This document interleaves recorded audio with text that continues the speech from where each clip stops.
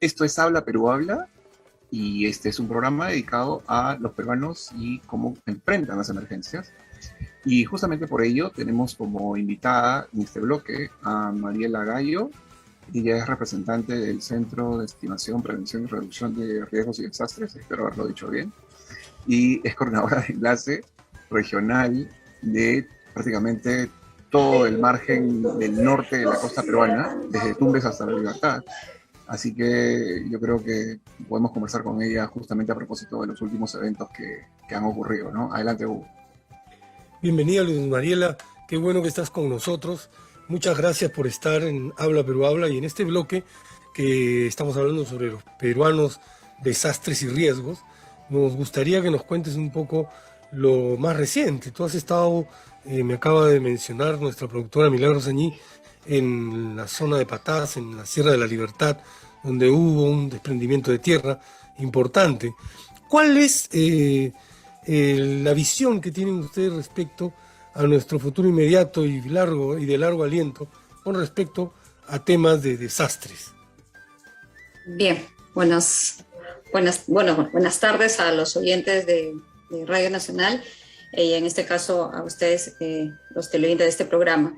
A ver, yo creo que hay un tema importante que es justamente no enfocarnos en el desastre, porque el desastre no es natural, el desastre es una construcción de las, diría yo, las malas decisiones que hemos tomado en el transcurso de muchos años en función o bajo el sobretexto del desarrollo. La población cada vez se expone más, cada vez está más expuesta solamente por el lugar donde se ubica a que pueda ser afectado por la ocurrencia de diversos eventos que suceden y mucho más los que están asociados a lo climático, ¿no? A lo hidrometeorológico. Lo que pasó recientemente en Patás es eso, es una construcción de vulnerabilidad que no se ha ido corrigiendo con los años, porque esa zona ya tuvo un evento el año 2009, un derrumbe parecido, un deslizamiento parecido, y también trajo consigo la pérdida de vidas y la pérdida de activos. Es decir, para el Estado es una o dos viviendas, para la población es su vivienda, es su activo. Lo que pierden, y no es tan fácil recuperarse. Entonces, en este caso, creo que el foco de atención, más que al desastre, debe ser justamente al control del riesgo, a la reducción del riesgo y sobre todo a la prevención, porque creo que seguimos tomando malas decisiones en función de dónde nos ubicamos, en función de cómo nos hacemos frágiles por tener sistemas de construcción bastante precarios. Mariela, también dime. Sí, justamente en línea con lo que planteabas, que me parece muy interesante, yo quería enlazarlo esto con un poco la propia identidad institucional de CENEPRED. Es decir, CENEPRED es parte de una reconfiguración del Sistema Nacional de Gestión de Riesgos y Desastres, que antes, como tú decías, estaba enfocado básicamente en defensa civil, tarea de todos, lógica reactiva, ya pasó, y a partir de ahí veamos qué hacemos. Entonces, CENEPRED tiene esa impronta, ¿no? Pero con lo que ha sucedido ahora último, por ejemplo, a raíz del tema del derrame de petróleo, entonces pareciera que los desafíos son ahora mayores, porque entonces tienes esta perspectiva del riesgo y el desastre convencional, la que hemos venido manejando hace muchas décadas. Luego tienes la seguridad y riesgos en el trabajo, que es otra perspectiva que también tiene su propia gestión de riesgos. Y entonces ahí es donde justamente encaja esto que decías, ¿no? Que esto de natural tiene casi muy poco, porque en realidad son las actividades humanas en diferentes contextos, ya sean laborales o para vivienda, las que terminan siendo determinantes para justamente hacer mejor el trabajo de prevención de riesgos. ¿Cómo juntar estas dos perspectivas? Porque cuando tú piensas en términos institucionales, tienes CENEPRED, tienes OEFA, tienes salud ocupacional, tienes riesgo y seguridad en el trabajo, tienes un montón de espacios, pero uno dice, ¿y cómo articulamos todo? ¿Cómo lo ves tú? Bueno, sí, justo el último término que tú planteaste, la articulación, es todo un reto y es un tema estructural en el Estado peruano, no es un tema que surge con la ley del Sistema Nacional de Gestión de Riesgo. Creo que más bien el enfoque desde 2010 adelante, con la creación del Sistema Nacional de Gestión de Riesgos, justamente enfocarse en que es necesario, como punto de partida, proteger a la población, la vida de las personas es lo más importante, pero no desde esa mirada de enseñarle a correr, sino desde esa mirada de que pueda desarrollarse, pero generando condiciones de seguridad. Entonces, ese es el reto realmente de la gestión de riesgo, es mirarlo desde la mirada del desarrollo. O sea, creo que todavía la gran debilidad es que seguimos pensando y seguimos con el chip de la emergencia y el desastre, y no entendemos que estamos hace más de 10 años en un sistema que lo que nos dice es trabajemos en función de la toma de decisiones en el desarrollo. Tanto la población como el Estado, los privados, tenemos que tener ese enfoque si queremos desarrollar. Las condiciones del territorio peruano nos hace ver que inclusive el cambio climático está ya exacerbando algunas condiciones naturales del territorio. Mucho más si somos desde que el Perú es el Perú, está en un cinturón de fuego donde, de hecho, los eventos sísmicos se van a desencadenar cada cierto tiempo. Entonces, ese es el territorio que tenemos, esas son las condiciones. La pregunta es cómo nos desarrollamos en condiciones de seguridad en esas condiciones y en ese territorio. Y eso parte por muchas decisiones y roles. Yo creo que aquí hay un tema de roles. Lo que tú acabas de mencionar es sumamente importante y me gustaría contigo reflexionar sobre el particular, porque una de las cosas que ocurre es que los gobiernos regionales, los gobiernos locales, no necesariamente tienen la potencia suficiente para decirle a la gente cómo avanzar en el crecimiento de las ciudades, ¿no es cierto? Todos los años vemos cómo se desbordan los ríos cercanos a Lima y cómo en Chosica, en Ricardo Palma, es agua y circula por las puertas y ventanas de las casas que están ubicados en quebradas. Se anuncia desde hace un buen tiempo, sin posibilidad predictiva acertada, digamos, un sismo de grandes proporciones, como se dicen en los espacios periodísticos a propósito de los sismos y de los incendios. ¿Cómo luchar contra esta impronta que también tiene un carácter político, digamos, ¿no? Los invasores de tierras están permanentemente echando mano de terrenos que están en quebradas y la gente no tiene otra opción que buscar esos espacios para poder sobrevivir y vivir en términos urbanísticos porque no existen otros espacios. ¿Qué cosa hace CENEPRED para cambiar esa cultura? A ver, el tema es cumplimiento de roles, justo la parte final que terminaba la idea, es el cumplimiento de roles. Todos tenemos, o sea, si recuerdan el sistema de defensa civil decía defensa civil tarea de todos y al final terminaba siendo tarea de nadie. La diferencia con el Sistema Nacional de Gestión de Riesgo es que tenemos roles, pero lamentablemente, tú lo has dicho, el sistema está, el Estado y los gobiernos regionales y los gobiernos locales cada 4 años, en el Estado Nacional cada 5 años hay, digamos, cambios de gobierno, pero el tema no está en el cambio de gestión, no se trata de mantener y cumplir una política pública. El tema está aquí que el Estado, los que gobernamos o los que están en el momento gobernando, no entendemos que gestionamos temporalmente y debemos hacer cumplir políticas públicas. El gobierno local tiene competencias en gestión territorial, es su competencia según su ley orgánica del año 2002. O sea, ellos tienen que ejercer el desarrollo territorial urbano y rural de su territorio. No lo ejercen porque limitadas capacidades, no es política pública para el gestor de turno, porque el que viene no viene con esa finalidad de administrar.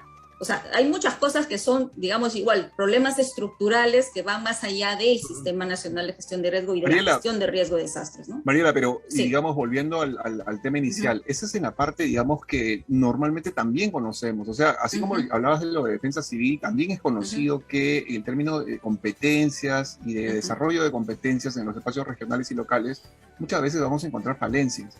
Pero lo que estábamos tratando de ver también era cómo en el plano central del propio Poder Ejecutivo, uno mira, por ejemplo, la experiencia colombiana del sistema de gestión de riesgos y desastres, y uno dice, bueno, pero es que ahí están haciendo prevención de derrame de hidrocarburos desde hace más de 20 años, y es el sistema de gestión de riesgos y desastres.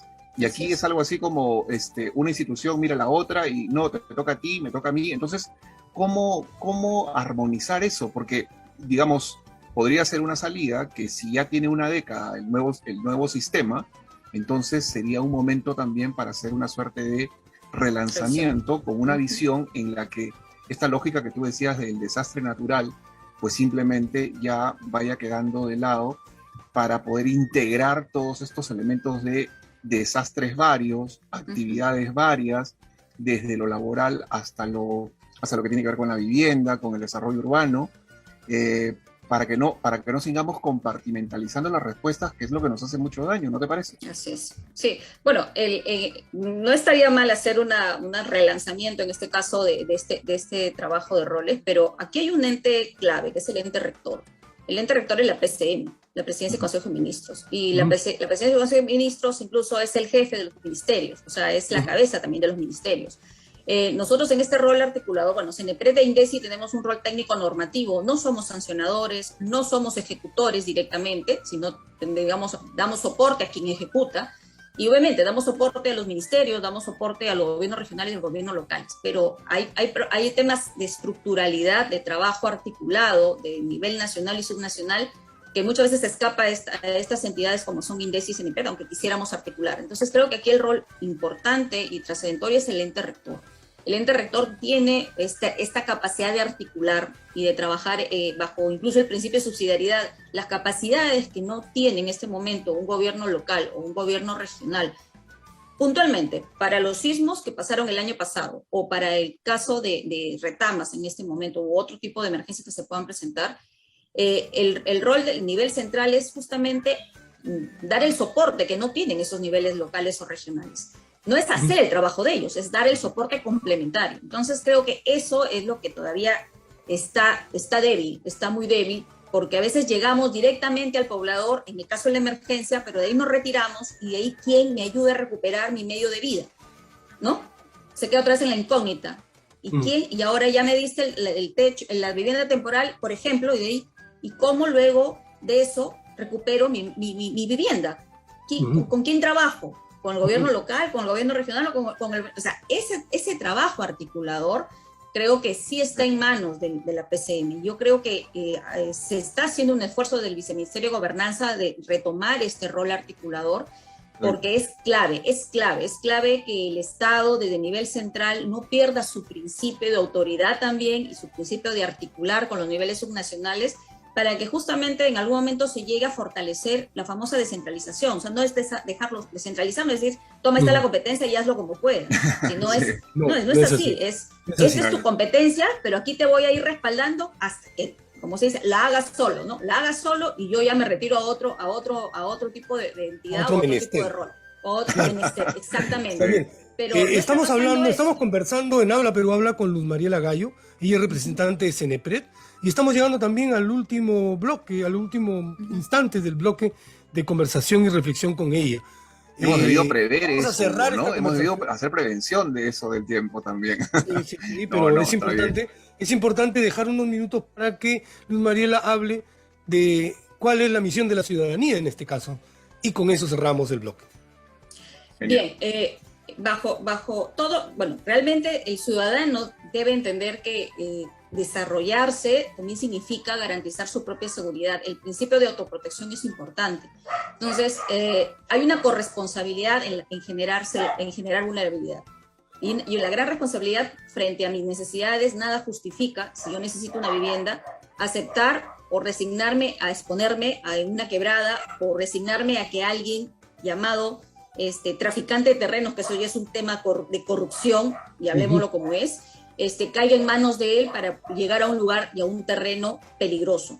Hay una gran mentira, o sea, el ciudadano tiene que entender que el Estado no va a resolver algo que él pudo trabajar de la mano antes de que sea un problema o una vulnerabilidad. Yo creo que aquí el Estado debe cumplir su rol regulador y debe dar condiciones a la población que tiene esa brecha de necesidades, pero no exponerlo y tampoco el ciudadano exponerse. Aquí hay un rol importante. El ciudadano es eso, un ciudadano, o sea, el ciudadano es un sujeto de derechos y es mi derecho vivir en una zona segura, es mi derecho que se garantice mi seguridad, pero también tengo un deber, y ese deber es justamente desde saber a quién elegir, ojo, y además de eso también tener el deber de no caer en este tipo de situaciones de corrupción, porque también me hago partícipe y cómplice. Finalmente yo creo que hay un ida y vuelta. Ser ciudadano es ejercer derechos y deberes.